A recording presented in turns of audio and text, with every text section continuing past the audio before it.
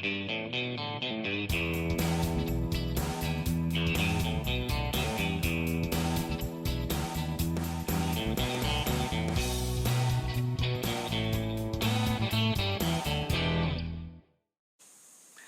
YouTubers, Harry Houdini here in Australia, and I'm back with another episode on the BT-7. Now, if you've been following this series, you've been seeing how I've been pulling my hair out and not very happy with the Zvezda kit.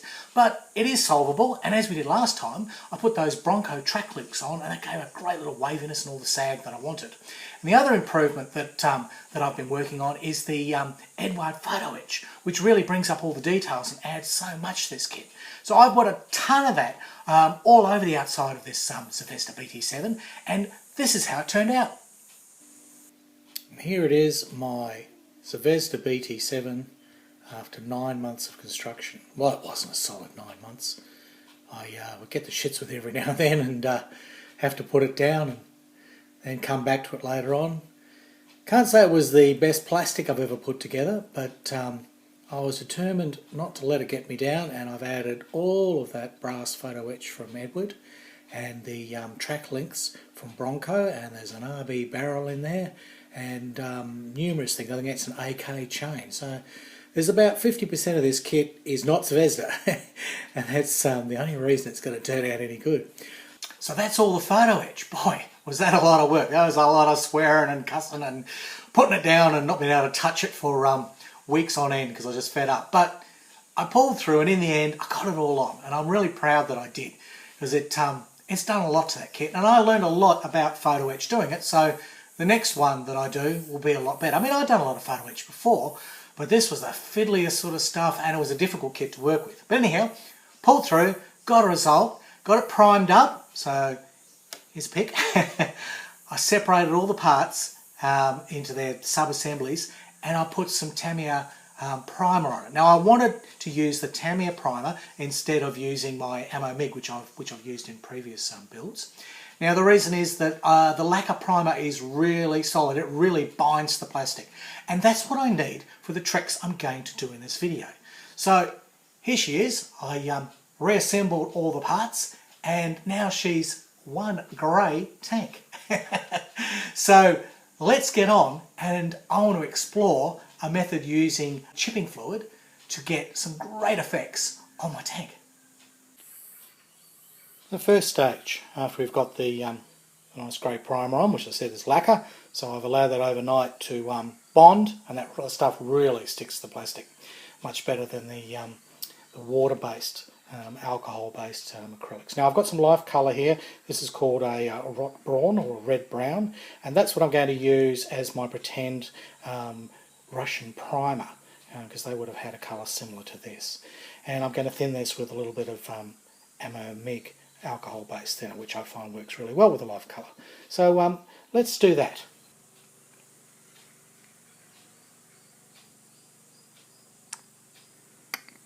I'm going to use 50-50 here, which is what I've found works the best with this life colour, at least with my airbrush, in my country, with my weather, and that's usually the go for me. Now my neighbours have been mowing today, so we may have to cope with that. To cope with their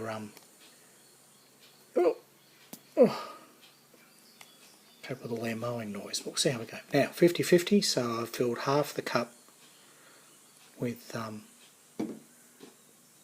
paint and half with the alcohol based thinner, and then I just need a mixy thing. In my case it's going to be a highly sophisticated toothpick.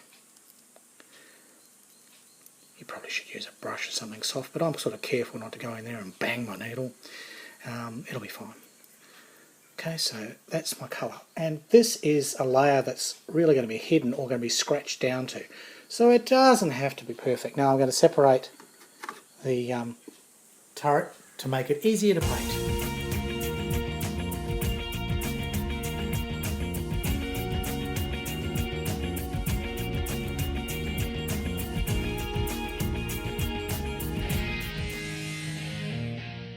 Now the reason, this will make sense now, the reason I have reassembled the kit, even though it's only dry fitted, those wheels are just sitting in there, just dry, is that I want to really only have to paint the chipping where things are going to be seen once it's assembled. No point me spray painting everything individually at this stage, okay? So really, I know those fenders will need chipping, I know that'll need chipping, these edges are us here, only the outside of the wheels, so it makes real sense to do this with the wheels basically on the model. They're a lot easier to paint, right?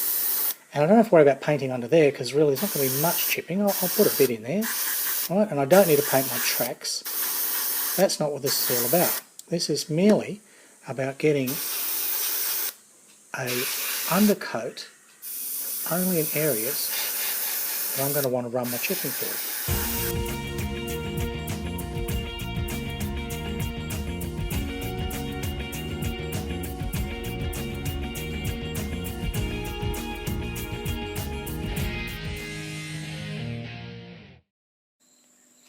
Now I've let the coat of paint dry for a few hours so that I know it's really locked down, and that's going to help with this next phase where I want to get the chipping medium over the top of that and let that set, and then you've got to work quickly with your upper layers, which are the layers that you actually are going to chip. So this is what I will be using, and this one is the one I could get hold of. It's a Vallejo one. I don't think it matters what you use. You can also do this apparently with hairspray, but I've never tried that. But we'll try it this way. I mean, normally I do my chipping the other way. I paint it on afterwards. But I'm going to try this chipping medium this time. So the theory goes that we've got the grey undercoat, or the primer, nice and solid, locked down, that shouldn't scratch off. Next we've got this red layer, which is supposed to look like, red rusty primer. Well, not rusty, but you know what I mean, reddy brown primer. And we'll put the chipping fluid over that so that when I put the next layer of greens and browns, which are the camo, we should be able to scratch the camo off, exposing this red. And then every now and there, where we might press a little hard, we might actually go through the red and we'll expose the grey underneath. And that should give us a very realistic effect. Okay, let's spray the chipping fluid over the top.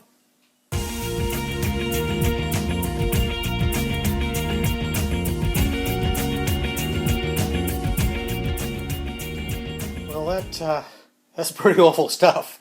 I sprayed it neat to start with, and it was drying so quickly my fingers stuck together, and I quickly had to thin the stuff down and whack the pressure up, and yeah, I ended up spraying it at about probably 22, 23 psi with 50% water and 50% the chipping fluid. Now, it is hot here today. Well, hot probably for you guys. Once you guys are up in the Northern Hemisphere, it's freezing cold in winter. It's Australia and it's summer, and it was 25 degrees, which has cooled down from the 29 it was before, but it was probably only about 40% humidity. Now, that may have had something to do with my drying issues. Don't know. I didn't find any reference anywhere, and I looked around as to whether you should need to thin this stuff, but my recommendation would be thin it 50% with water, just to be on the safe side. And you've got to be careful. I know with Vallejo stuff you've got to watch your pressure, because if your pressure's too high it dries really quickly. But I didn't think my pressure was that high. I started out at 15 psi, which I thought would have been fine. But I had to up the pressure to get this stuff through my 0.3 needle on the cheap little master airbrush that I've got. So that was my experience. Yours may differ. Anyhow, it's on and it's very sticky. That's all I can say. So very similar, I suppose, to hairspray. And we'll see how it goes. And it's another day, and I've let that chipping solution, I've let that set overnight, and we're on with the wheels. And I've already started, I've painted the black around the outside, I just airbrushed that on, and a little bit of overspray, but that didn't matter, because basically that'll add to all of the charm what I'm going to do. But what I'm going to do now is something a lot of people find really difficult. I don't know why. It's just putting the colour inside, right? So I've sprayed the black, the tire black on. Well, that's just a German grey that I'm going to use, because I'm going to put a dark wash on that later anyway. But that'll basically get the colour on there. And now all I'm going to do is put the green on, right? And it's not that hard. It really isn't. So I've already done the bottom, see? This one. All I do is I go and buy a cheap stencil set like this, which is only a couple of bucks from the dollar shop, right? And then all I have to do is place that over. Well, I've got to find the one that fits. I'm lucky I've got one that's got heaps and heaps and heaps and heaps of circles, you know. And it really isn't that hard to find one that suits. So you line it up, right? Once you've got it lined up, make sure we're actually spraying here. We're spraying green and... Alright. And then rotate it 180 degrees to make sure I get all the angles. And I'm only softly spraying. I'm only using about 15 psi, and this is a bit of ammo MIG. Ammo MIG 4BO. 4BO, genuine Russian green. Ta-da! Right, how long did that take? Nothing. Didn't take anything at all. And that is as good as it's going to get. Let's see if we can even get a focus. Go on. There we go. Right. Right, by the time we put mud on there and all the rest of it, it's perfect. So if you're struggling with painting your wheels and thinking you've got to buy wheel masks and you've got to, you know, spend lots of money or sit there with them on spindles trying to hand brush them, no. If you've got an airbrush, well, even if you've got a paintbrush, this works. I've done it as well, just putting the stencil on and paintbrushing in. That's what I did on the Skoda, because they're only little. I couldn't even bother firing up the airbrush for that. They were little. I just put the stencil on. And the beauty is, especially using water-based paints, that is going to wipe off there with just a little bit of dishwashing liquid. And, you know, she's clean again, ready to use. Anyway, I'll keep going because I've got everything to get green. Then we can do the chipping. Right, here we go. We basically got everything with the coat of green on. I just want to test out this whole chipping thing before I go any further. And so one of the easiest things I think we'll do is a wheel. So let's have a look at a wheel. I'll make sure we get all that in focus.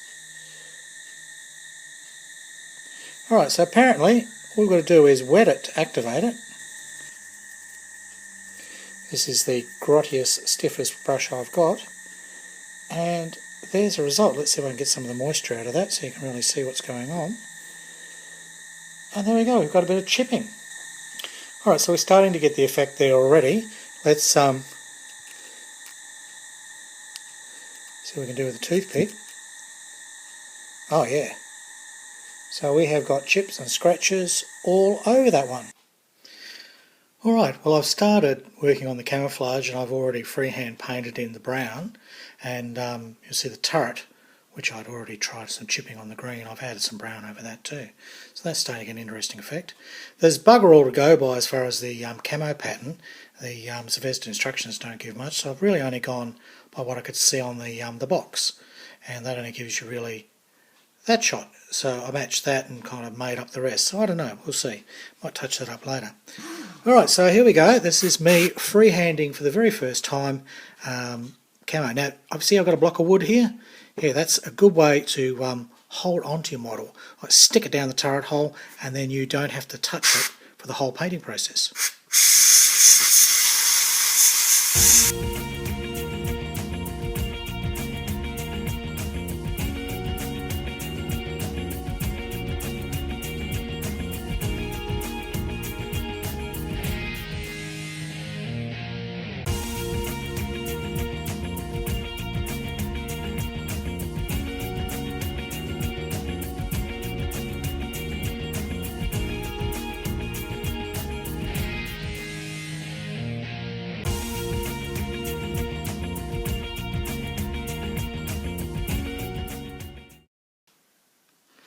Now the paint has dried enough so that I can move on to the next stage, which is the chipping. And I'd already sort of experimented with that, doing the wheels before and doing a little bit of chipping on the turret before I actually put the brown on as well. Now, my friend over in Iceland, I'll probably pronounce your name wrong, Rolfa, he suggested using a toothbrush. And I thought that would be interesting. We'll do that in a sec, but I'll follow what I was doing before, is a little bit of water, just to activate an area. Wow, a little bit. And then giving it a rub to break the paint off. So, rubbing through and getting the sort of the chipping pattern that you want. And then if you wanted it a bit more severe and you really want, you know, you can get in there with a toothpick. And the beauty is the acrylic paint is going to chip, but underneath where that Vallejo solution, which is, you know, like the hairspray sort of a method, that is going to remain unaffected. So look, can you see that there? Can you see what we've done? I hope so. I hope so, says he in his squeaky little voice. Now let's try Rolf's idea. And he said to use the toothbrush. So let's do a little edge along here, say. So water on to activate. And then let's see if we can generally wreck and remove paint. Oh yeah, it does sort of work. It's a bit savage though. You haven't got as much control, but it is giving a nice worn appearance.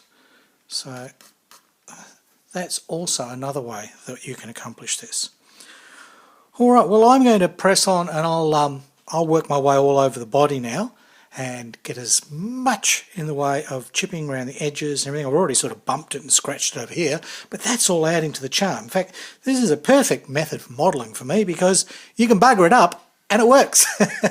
So that suits my method of modelling because I'm wobbly and I'm clumsy, and anything I can do that allows me to cock it up and then say, oh yes, that was an effect, that's right by me. And here's the finished product. Well, finished as far as I'm going to go today. That's all the chipping done, and it's come up better than I expected. I'm really happy with that.